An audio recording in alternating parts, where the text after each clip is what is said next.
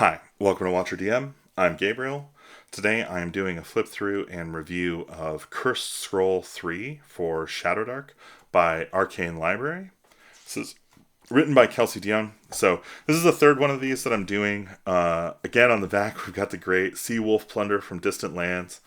And yeah, I don't know why, but first of all, I love Vikings. I'm just gonna say it. I love Vikings. I love Viking shit. I love pretending I'm a Viking. I like talking like a Viking. Like, I will do Viking adventure crap all day. One of my first campaigns coming back to D&D after my marriage was running a game I lovingly called Road to Valhalla, where I killed the whole party in the first session, and then they spent the rest of their time trying to get out of the afterlife. It was awesome, and they were Vikings. Anyway, I ran this first. When I got the Kickstarter rewards for backing Shadowdark, this was the thing that I wanted to run the most first, and it has in it a funnel adventure. So at the back here, the adventure, Sea Caves and Tombs, is keyed for. Let's see if we can find it here. The Hoard of the Sea Wolf King, a level 0 gauntlet. So I got to run this as a gauntlet. Right out of the gate, which is great. All right, before I go any further, hit like, do bell. You know what you're doing. It's YouTube, but please do it. Like, if you want other people to see this stuff, it would help me out. Whatever. Let's move on. Okay, so same. All of these have this. This one though, a little bit different because a lot of the hexes here are water. The party is likely going to want a boat, and there are no boat rules in Shadowdark. But there are now. We'll get there. But they put a lot of water here so that you could use the boat rules. Use the boat rules. You should use the boat rules. It's called the Isles of Andrik. Of course, we've got our rumors table. These rumors I found a little bit harder to use than some of the other rumors in the other books. That's not to say that they weren't good, just that I had a hard time using them. I think I had certain opinions about what was going on that didn't really necessarily jive with this. They were fine. Encounters, same as the other ones. It's going to be a 2d8 roll to get your interesting stuff. They give you your page numbers for what you're looking at, and berserkers are defined in this book, so it talks about them as being special within the context of this book. You've got your legal, you've got your well-organized table of contents, a fruity, spicy, tasty introduction from Kelsey that gets you kind of soaked into what we're doing here, which is pretending to be Vikings. Another cool little piece of art, and these are your character options. The Sea Wolf class is your classic Viking warrior. And yeah, they're awesome. You declare oaths and stuff, which is great. They have a shield wall ability that makes your armor class 20 while you're kind of wielding your shield. You can basically use it as an action to become really hard to hit. You're a seafarer, so you have advantage on navigation checks, which is really interesting. Again, built for water. The seer class, I've played these a few times. In fact, I recently played in a 4D streamed role-playing game where table runner Crispy ran us through a Shadowdark adventure that he came up with, and I played a seer, and I loved this class. It was super fun. So yeah, great stuff.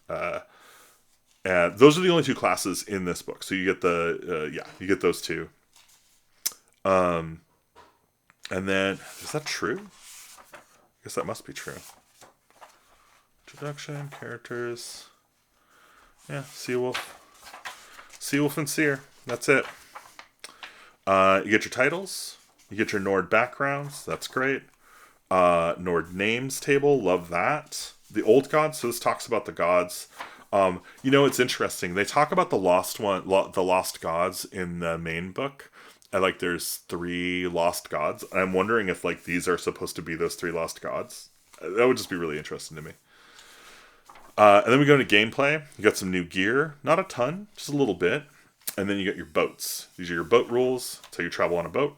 These are your oath rules. So this is how you can do oaths. Oaths are dope. Use them. You should use them in all your games. They're great. If you swear an oath, and you fulfill it, you get a thing. If you fail it, you lose a thing. It's awesome. Reinforcements. So this is a little bit silly, but like, because this is kind of the first zine introducing the gauntlets to Shadowdark, like as an actual, like, this is, effective mechanism. It's providing an adventure and everything. They give you kind of a cop-out table, like roll a d20 to figure out how the reinforcements come in, which is fun. It's fine. There's lots of ways to do that, so that's one way, is rolling a table. And then this is kind of interesting. So they provide you here with an adventure called Wortwick Monastery. And this is like a raiding spot. Like, this is a place for you to go raid. It's not technically an adventure, but it certainly has adventure characteristics to it. And so, yeah, I definitely did my part. I did this for my party after they did the gauntlet. You get some Arctic Sea encounters, which is awesome. This is missing in the core book. Like, you don't have this, but necessary, obviously, for this hex crawl. Then you go into the magic chapter, where you get your seer spells. Now, seers only get D4 spells. Like, they only have 4 spells in each tier, so it's a pretty sparse list. But some of what they can do is really interesting. I think probably the thing I kind of ended up using the most was read the runes and trance. Trance lets you give luck tokens, which is really cool. But yeah, and then I think the other one, read the runes, is just like you get a yes or no question answered from the DM, which is really interesting. And then, yeah, you go into the Isles of Andrik, so straight into the fun. It talks about the seasons, sea travel, and the wind, which are all critical for kind of the vibe of the Viking region. And then you get the hex keys. I think Dvergheim I implied at... My party didn't actually do a ton of, like, land walking in this place. They mostly kind of sailed around a bit and then ended up in some pretty straightforward places. And there's not a lot of hex locations in this one either. It's a lot less than some of the other supplements. That said, let's see, was it Skargat? Or Valthus? It might have been Valthus. Let me look here. 906. 906. Oh, that's Bearman. Oh, no. They were in 508. Yeah, 508's the one. So 508 is Valthus. Yeah, so they were in Valthus. Which is great, because I had them kind of have a little... There's like a description of like a feud going on. So I just had them kind of deal with that a little bit. You get your monster section here. And then you get Hoard of the Sea Wolf King. This adventure is great. It's really, really well designed. So your party can come in one of any kind of 3 ways. But they're coming in by boat, right? So that's like an important characteristic of this. They are sailing here, for sure. And it's a gauntlet. So you're going to start with 0 level PCs, largely. You can do it as a first level or whatever, but like running it as a gauntlet is super, super rewarding. You get your rumors, as always. And you kind of have a tomb constructed around a king to protect his treasure. Some people believe that the treasure is like owed. It belongs to someone else. Like, I'm the heir for this. I should be able to get it. So they come and they try and take it. Great random encounter table. And then you get your sections about this adventure. The weird thing about this is, because it's set up to count, like it goes, 1, 2, 3, 4, 5, 6, right? Like, so it's kind of implying a certain numbered path through here. But actually, my party came in through this way and like ended up going off, I think, this way first. And then they ended up fleeing and coming back through this way and then down here. Like, it was just a mess. It's so weird. But like, it works really well. But it is the kind of thing where you're going to have to like be ready to kind of flip back and forth a lot. just to get this to work from the page. The good news is everything in here is terse enough that like you can run this from the page.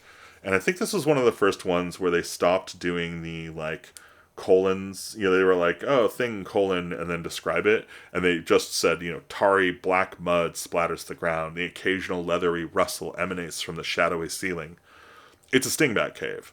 Mud, that's important. Stingbats, that's important. Like, it just goes into what's important there. And like, mud, coppery smelling stingbat guano. It's giving you some punchy, terse prose, and it's not, you know, it's not trying to be too clever about the information presentation. This is the troll, a nice image of a troll. You got the crystal mine, Dverg abode, fungi farms, Nord guards, Garatha's camp. So Garatha is a human with a red shield. So she, I think, is a berserker shield maiden. And she is Skorgald's only living heir, and believes this his hoard to be hers by right.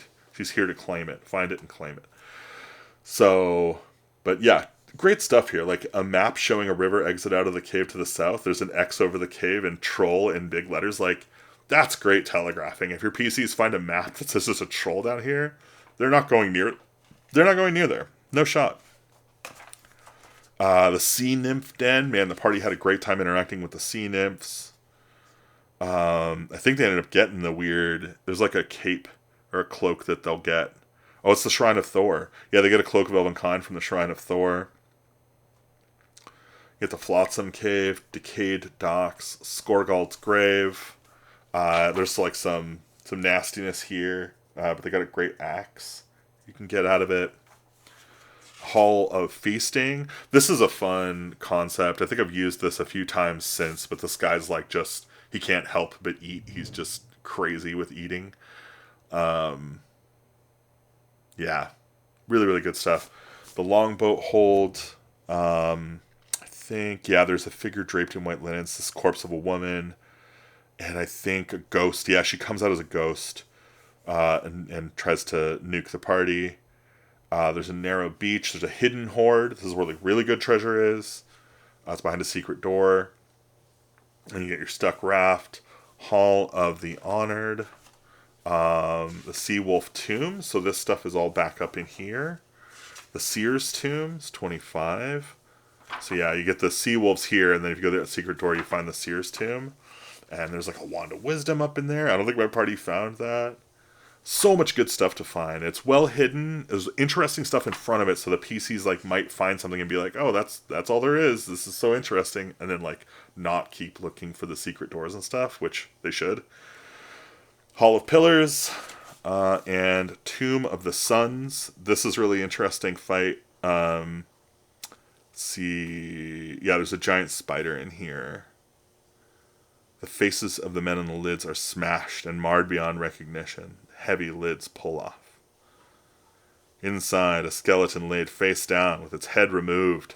Nords recognize this as the most dishonorable burial. A secret compartment, and one holds a golden signet ring of Skorgald's crest, bearing a rearing drake. You get a sacrifice chamber, and you get your mural of the gods. Really, really great stuff. And then you get your Shadowdark RPG, call to actions, join the dark, and you get your map. And that is this adventure. Immediately after I ran this, I had to make my own. I was like, oh, well, I need a level, what was it, level 2, level 3 adventure?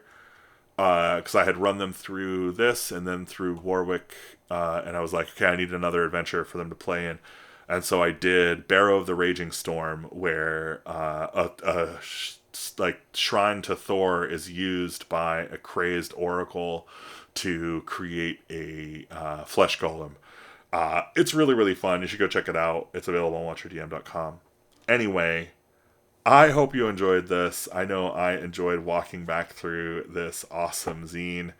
I can't wait for the next ones. There's 3 more of these zines coming out soon. We will have the Western Reaches Kickstarter from Arcane Library. I can't wait to get it, and I can't wait to run it and bring it to you here to tell you all about how it went at my table.